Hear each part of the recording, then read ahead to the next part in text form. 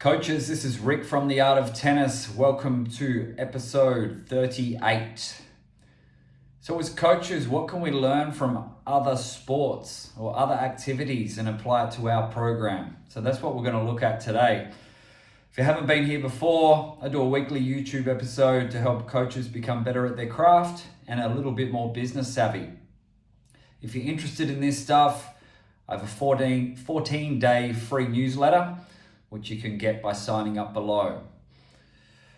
So look, let's look at how other activities or other sports can influence how we run our coaching program. Because when you're stuck inside a sport or inside an industry, sometimes you don't always look outside of it.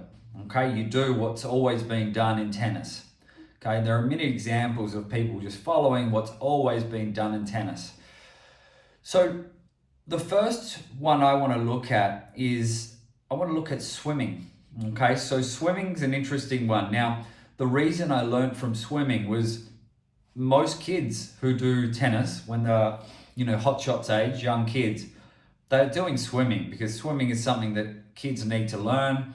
And most parents, let me just say that most middle class to upper class range of parents will all put their kids in swimming lessons, all right? Because you have to learn how to swim, okay, for survival. So where there might be swimming lessons at school, I would say that a great proportion of our clients in tennis would also have done a certain amount of swimming lessons. And also, as a father myself, my kids did swimming lessons. And so I learned how it all works. And what's the most interesting part about the swimming is that it's the continuity, all right? The continuity, meaning you don't just sign up, at least my experience and some other research I've done, you don't just sign up for a term of swimming, okay? An 8-week program or a 10-week program even. It doesn't work like that. Swimming, you sign up. That's it. You've signed up and you are ongoing. You are swimming, okay? Now, what might happen is you will miss sessions and then you are allowed to apply for a makeup session on a different day. And when it runs in school holidays, people do miss sessions, but they use those makeup credits to do a different time. So, but the point is that it's always running. It's always going. And what this does from a business point of view, it means you get that consistency of income, all right? You're not having to go, I wonder how we're going to go next term in swimming, how our enrollment's going to look. So you've got that continuity and that consistency of knowing people are going to continue. Now, of course, they can withdraw out the program, but they're going to continue. So it's that predictability and that predictable income, which I think is really important for tennis. Now, what we've done is we've tried to apply a little bit of this to our tennis program. Now, what we've done is people are automatically enrolled. So what they do, they sign up for Orange Ball minor class and they will get information in their terms and conditions that you are now enrolled ongoing. But of course, you can change classes, you can withdraw and do a different sport. No problems to withdraw. We give people plenty of chances. But once they're registered in that day and time, they have that place for as long as they are suitable in that day and time. And so this has been really good. It's helped massively with the dropout rate. And because I think a lot of times the dropout rate from tennis is just the hassle of parents having to make another decision. Are we going to do tennis next term? Why don't we take a terms break, which happens a lot in winter. They think, just thinking winter weather, let's just have a break. And sometimes those kids never come back. So that break has cost a tennis player. And sometimes they'll come back, but a lot of times it's just the decision and having to register again and enroll again. It's actually a headache for the parents to have to do. Another thing, all right, life admin. So if we say they're automatically enrolled, then they know they've got their place. Okay, they're not fighting other public people who are registering for their place for enrollments. So I think we're doing the business a favor by doing it this way because of the swimming model, the continuity. We're doing the parents a favor because there's less life admin and more security of keeping your place. And we're doing the kids a favor because they get to just know they keep playing. Tennis, you need to keep playing. You can't just stop and start. It's very hard to develop the skills if you're stopping for 2 terms a year. All right, sure, if that's what you need to play footy or soccer and tennis, do it and enjoy the participation side, but it's gonna be hard to see too much progression. It's gonna be very slow. So that's swimming, really important one. All right, so let me go to the other activity. It's not considered a sport, all right, but it's martial arts in general, all right? So martial arts, what I think is interesting about martial arts is you never arrive, okay? You're never there. You never, okay, great, well, I've done it now, okay? And that I think is great because you're encouraging the journey, that this is a lifelong journey of improvement, which is definitely fits into my philosophy of as a tennis player or a tennis coach. Is it's a lifelong journey. You might learn when you're young, you do lessons, but you are always improving. Even as you get older, you're working on different things, you're hoping to improve this and that, and you can play until you're 90 years old. But what martial arts does is they really focus on the process, not so much the outcome. All right, so it's the process. We're chasing rankings and results and wins in tennis, and that's all fine to have some goals and to do your best. But I think that martial arts make that mastery of yourself, okay, and it's the growth that comes from the journey. All right. Now, martial arts, as well as that, it's also got a great respect built into the culture of martial arts. Okay, the bowing at your opponent and et cetera, et cetera. So I think that respect and that mastery and that lifelong growth and process is just brilliant in martial arts. Okay, so you sort of never arrive. You're always working on your game. So look, if tennis embraced that culture, I think you'll get less rat racy type parents going, oh, quick, we better get to this ranking, this rating. All right, and more, okay, let's just calm down and let's just work on today's session. All right, martial arts do a lot of repetition because it's, getting your form right and things like that. Where tennis, you've got to repeat. Now, repetition might not just be ball feeding because tennis is an open skill sport. So likewise, in martial arts, if you're against someone else, it's open skill training. But there's a lot of repetition and skill building within that. But again, it's process based. What are we going to work on today? What are we going to work on tomorrow? What are we going to work on the next week? So I think that day after day after day after day, process based stuff works well, and it will end up creating a brilliant tennis player. Just checking my notes here. Yeah, I mean, we've got the martial arts. They know that repetition is not punishment.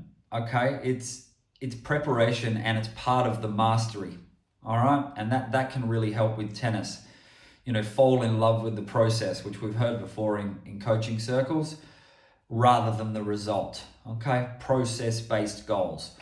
All right, so now I'm going to switch across to footy, AFL football. If you're listening to this from overseas, I'm talking about Australian rules football, not talking about rugby or the world game football, soccer.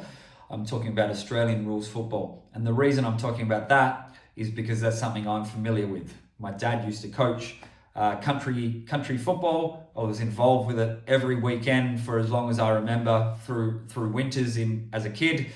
And I know the culture pretty well. Now, this would also apply, I'm sure, to many other team sports, but I'm going to talk about footy.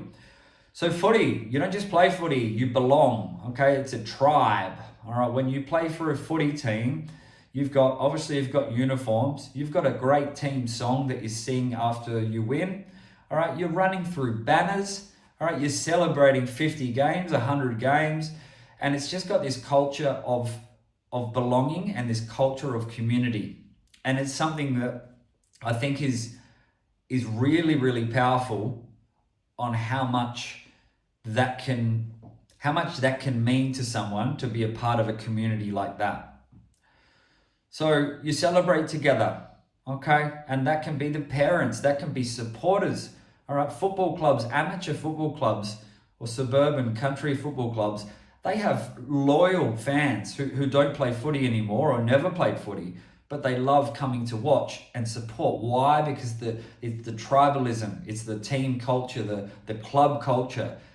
Now let's look at tennis. And that's something I've tried really, really hard to work on, is to create a better club culture at our tennis club. Because I think tennis is maybe one of the worst sports around for team culture. Because it's such an individual sport through tournaments and, again, your ratings, rankings, etc. But less of an emphasis on premierships and winning and group and high fives, working together, creating that community hub. I think tennis feels individualistic too much, all right? And yes, it is an individual sport. You're playing singles, you're playing the tournaments. But when you're playing in a team, which is called a pennant competition here, all right, it's a team comp. So that's why we encourage making sure you're in uniform, making sure you're supporting your teammates, watching them play after you finish, getting into the doubles, becoming great at doubles, bonding, high fives, chest bumps, whatever it takes to help build that team culture. I think tennis struggles with that because players will jump from one team or club to another team or club just to play one spot higher. So if they're playing number 4 in a Div 2 team, they might go to a different club because they get to play some number 2. Now, look, maybe there's a little bit of opportunity to improve by playing high-level players. But honestly, what you lose by being in that empty, non-team culture, just lonely moving from... I think what you lose there is not worth it in many cases. Now, there'll be exceptions. If your club only has a Division 10 and you're a top-rated player, you need to maybe go and play Division 1 somewhere. That's different. But if we're talking within a team or one division, honestly, it's just not going to be worth it. And you have unlimited amount of tennis tournaments that you as an individual can play and achieve. So I think when you're playing team tennis, it should be all about the team and club culture. All right, so that can be quite tricky in the fragmented culture of tennis. All right, so let's talk about how we can apply all of this to your culture that you create. Because as a coach, even if you're a solo coach coaching, you're creating a little culture around this. All right, or if you have a coaching team, you are definitely creating a culture. And if you're at a club where you're running teams who are competing against other teams, then this is super important. So from the swimming, we get the continuity, we get the professionalism. I think swimming programs are really professional the way they do things. From the martial arts world, we get the respect and we get the focusing on the process. And you've never arrived. You're always learning. Okay, and I love martial arts as well, is that if you're a mid-level, if you're a blue belt, you can teach someone below you. All right, you don't need to be the top all the time. There's a culture of being able to pass on that knowledge, even if you're only a couple of belts up. You don't need to be black belt, third dan black belt to teach a beginner, right? So it's that culture of teaching and helping others as well.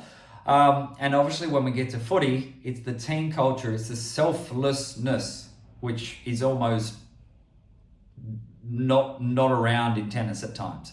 There's no selflessness. It's normally selfish. So think about how you can apply that to your club. All right. How do we get that team culture?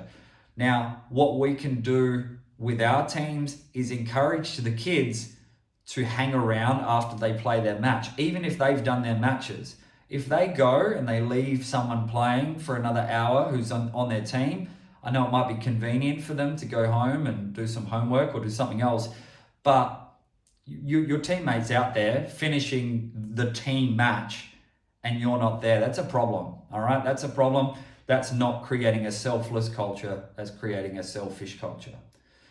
So need to think about this stuff. Now, of course, we can learn from everything, all right? Every single activity or the way they run a business, we can apply to our tennis program.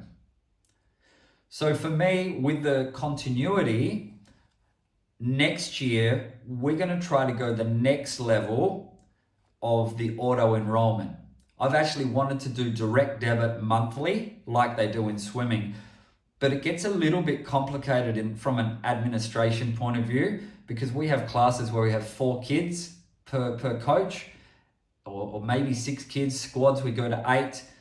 And if we get players that are changing every month, it becomes a bit trickier, we find, to administer that. So we have them automatically enrolled from one term to the next term to the next term. And people have traditionally got an invoice and then they pay their invoice and then they're booked in. All right. Or if they want to withdraw, they let us know. Next year, we want to introduce where they will sign up to a direct debit, but instead of the monthly direct debit, it'll just be a direct debit 4 times per year. So sign up in January, then you get a direct debit at the end of term 1 for term 2. The direct debit comes out in the end of term 2 for term 3, and then finally you get the end of term 3 for term 4. So this is again helping parents, kids, and you as a business to operate smoother and to have that continuity. It also a bit of accountability if the parents don't want to and they forget to let you know, which has happened with us, then the direct debit's coming out, so they'll be more organized. They're not going to be just telling you in week 1, oh, sorry, we forgot to let you know that we can't make it back. And you've reserved their spot right across the holidays and there's new people wanting, and that's a pain.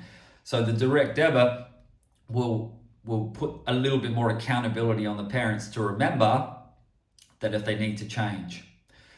So I think that's it. We're looking at how we can use other sports and activities to help our tennis program. Again, if you're interested in this stuff, 14-day newsletter below. Please subscribe to the channel and I will see you next time. Cheers.